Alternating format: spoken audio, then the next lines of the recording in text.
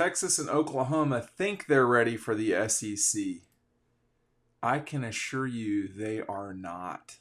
That's coming from a quote in what we're hearing um, this week over at Dawg Post. If you are not checking out Dawg Post for stories like this, these premium stories, you are missing out. I'll read you the quote. They think they are the same, talking about Texas and Oklahoma. I can assure you they are not. I don't think they're ready for the grind that is the SEC every week. One assistant said of Texas and Oklahoma, 2020 took years off my life playing an all SEC schedule. Woo! So I'm going to put the link to that right down below. We're going to talk about Texas and Oklahoma right now coming into the league, what that's going to be like for them, and what people are saying behind the scenes. What we're hearing is something that comes out every Tuesday, Tuesday night, usually going into Wednesday, unless something strange has happened, like a five-star quarterback committing to Georgia. That happens from time to time, knocking us off of our schedule. But I mean, I definitely remember where I was when I heard that OU and Texas were coming in.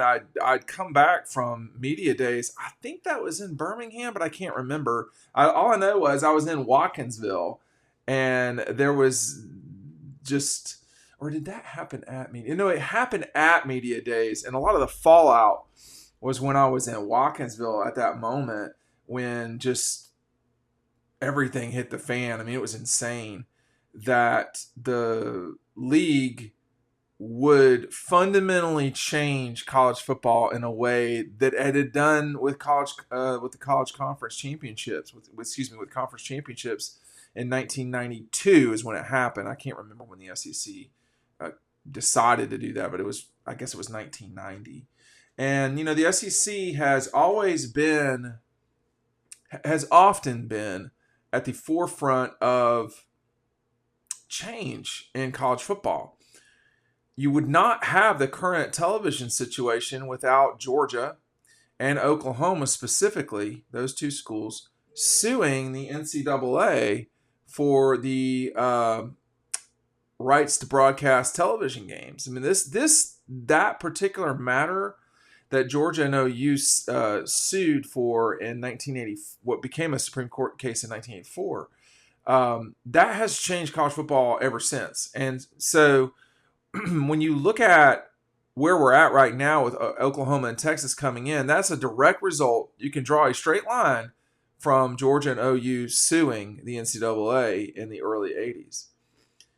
And now OU and Texas are preparing to come in, and people around the league do not think that Texas and Oklahoma are prepared for what they're getting into. Let me go through a diatribe for a second here. Make sure you're picking up our 2023 season preview. You can pick it up at Red Zone. Normally I have the link for that down below, but today I've got the link for the What We Were Hearing article. So Them Dogs As Hell is going to be given to you for free if you pick up Double Dogs. So y'all know how to get there. You can go to Dawg Post and check that out. Teams that have programs that have changed conferences over the last 20-ish years have really failed. And there were some legitimate powers that changed conferences. Nebraska, Miami, Virginia Tech. Those were all teams that played for or won national championships in the late 90s. And by the time that they changed to their new conferences, that particular change really hurt them, over time. I mean, they have had a hard time getting used to the Big Ten and the ACC in those cases.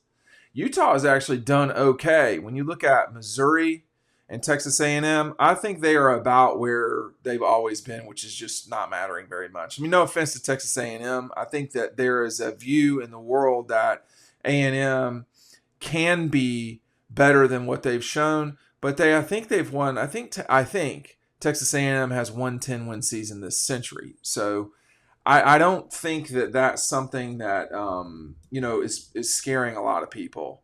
So moving into a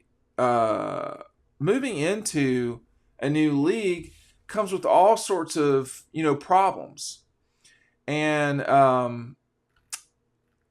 I think some of it is, I'm just looking back for what I said about Texas A&M. Yeah, they've only had one 10-win season since 1998, and that was in 2012 with Johnny Manziel. Everything else has been subpar. I mean, they've not even won the division, and they've been over there for a while now. So, and it's not like they were that great in the Big 12, with the exception of the time when they were there with R.C. Slocum. So, Dennis Franchione really didn't do anything for them. And is that what's going to happen with Texas? Texas hasn't mattered in a long time. I mean, Texas does not matter in football right now. I can't believe I say that, but it's true. And we're going to see, I mean, their biggest moment in the last 10 years is beating Georgia in the Sugar Bowl. That's it. I mean, that is it. They have one of the 15 wins over Kirby Smart in the last, 7 years. That is their high water mark.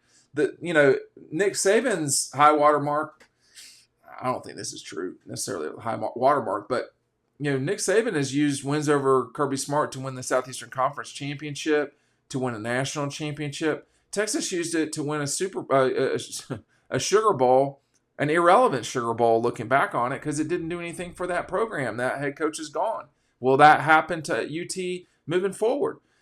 So when you talk to people around the league, the notion was that Oklahoma would be more ready to get into this fight than Texas. They don't feel that way anymore. That was with Lincoln Riley as the head coach. They don't view that in any way to be the case anymore. There is real concern in Oklahoma. I remember doing a video a year ago. You idiots at Oklahoma, okay?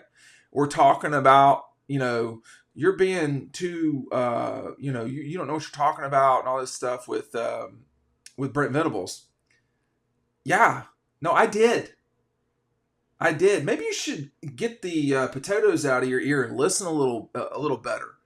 Okay, that guy's in over his head, and a lot of people feel that way. It's not just me. And when you look at Oklahoma, you cannot compare Lincoln Riley to Brent Venables. They're not the same universe in terms of being a coach. Year one at SC.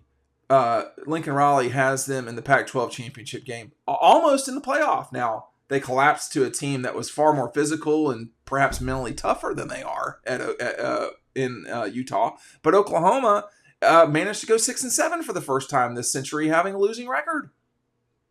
So don't at me, OU fans. Get in line. Listen. I got people already calling me about it. The problem in Oklahoma is not Oklahoma, it's the head coach.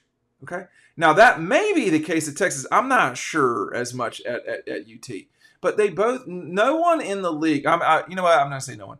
People around the league that I know and trust are skeptical that Oklahoma and Texas will come in and compete for championships right away in football.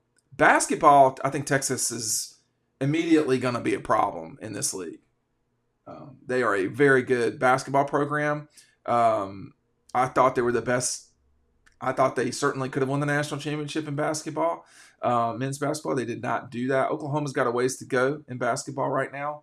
Oklahoma softball is about as dominant as any sport out there. So those ladies are ready to roll. But the football programs, people are skeptical. Now, maybe those folks are wrong, but they were very dismissive of those two schools coming in. And, a lot of times you do get that, the sort of chest thumping and so forth. And I don't think you get this with South Carolina and Arkansas anymore. There's always been particularly with Missouri, there's always been they don't really belong here with Texas A&M and Missouri. Texas A&M, I'm not sure you can say that. Missouri, definitely.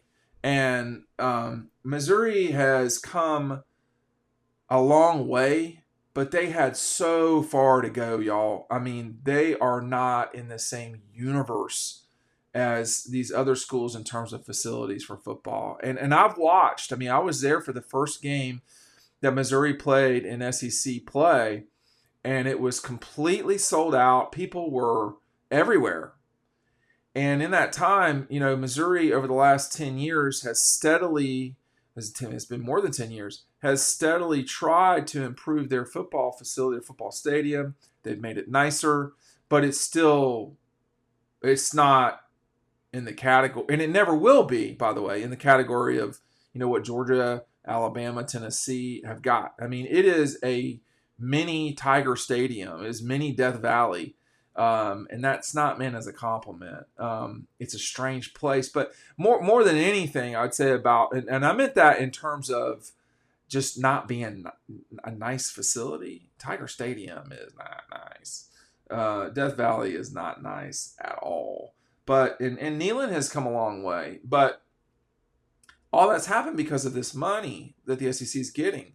When you start talking about Texas and Oklahoma coming in, and everybody talks about Texas money and Texas A&M money. If you can't run an athletic department, it doesn't matter if you are, or it doesn't matter if you're pooping money. If you don't know how to do things, it doesn't matter.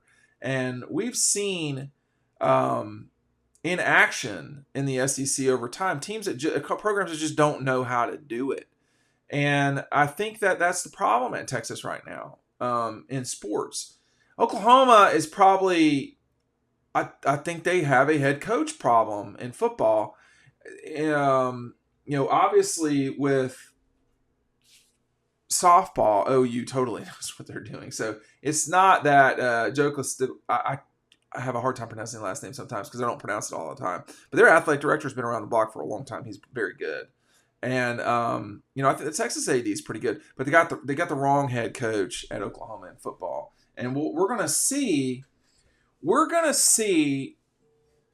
what happens when these two teams come in. Maybe Brent Venables will prove everybody wrong.